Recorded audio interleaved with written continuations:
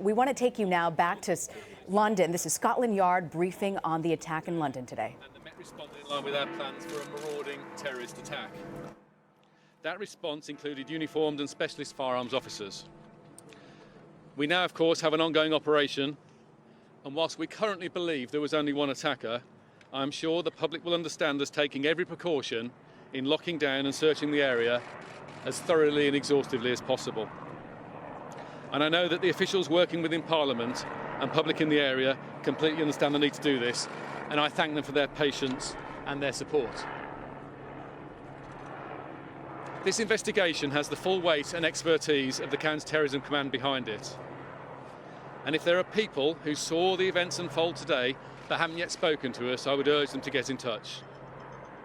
A crime scene will remain in place in the affected areas in Westminster, and it is understand it's vital we carry out a painstaking investigation to recover all the possible evidence. Looking forward, throughout the rest of the day, including when people are commuting home, and indeed over the days that follow, the people of London will see extra police officers armed and unarmed on our streets. This includes our officers working longer hours and extra shifts alongside our colleagues from British Transport Police in the City of London. And of course, as you're aware, we can call on the support of the military should we need to at a future point. We are also in the process of opening up our Casualty Bureau to help those people who are worried about friends and family who may have been caught up in the attack. Furthermore, we're reaching out to communities and community leaders across London to reassure them. Our strength as a city depends on our ability to stand together at such terrible times. If anyone sees anything suspicious or anything that causes concern, please do contact us, don't hesitate. My thoughts are with all those who have been affected by today's attack, and as a service, we've lost one of our own as he acted to protect the public and his colleagues. This is a day we planned for, but we hope would never happen. Sadly, it's now a reality. We will continue to do all we can to protect the people of London. I'll take a couple of questions.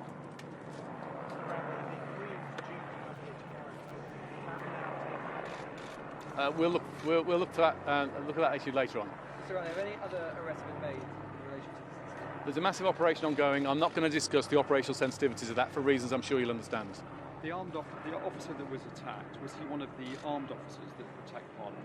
One of the armed officers protecting Parliament, yes. Okay, just check, you said in the initial statement that the police wandered the vehicle and said you believe there was only one attack. Is this still an open... So, as you'll understand the situation, when you've had such an awful incident take place on Westminster Bridge, the reports will be confused with many different and varying accounts, and we're still working our way through that. We're satisfied at this stage that it looks like there was only one attacker, but it'd be foolish to be overconfident so early on. So, as I've said, for precautionary basis, we're locking down the area and doing all necessary searches so we can be completely confident everyone is safe. Beyond the police... Sorry.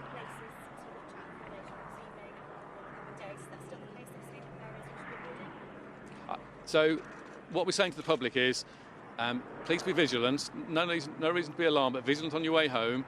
Call us if you've got any concerns, and you will see more police officers armed and unarmed out on the streets of London. Sorry. As well as the police officer and the suspected assailant who have died, the other two people who died, did they die on Westminster Bridge or did they die in the Parliament area? That's my understanding at the moment. As you understand with these incidents, casualty numbers and details can be a bit confused, but I believe they died on the bridge. One more question, gentleman behind. Was the attacker known to police? So clearly our investigation is now going forward, and I'm not going to give you any details on that for obvious reasons. Can you tell us more about the officer who died? We've got an awful situation. Officer's been killed. People have sat down with his family. It'd be wrong for me to give details now. Thank you all very much.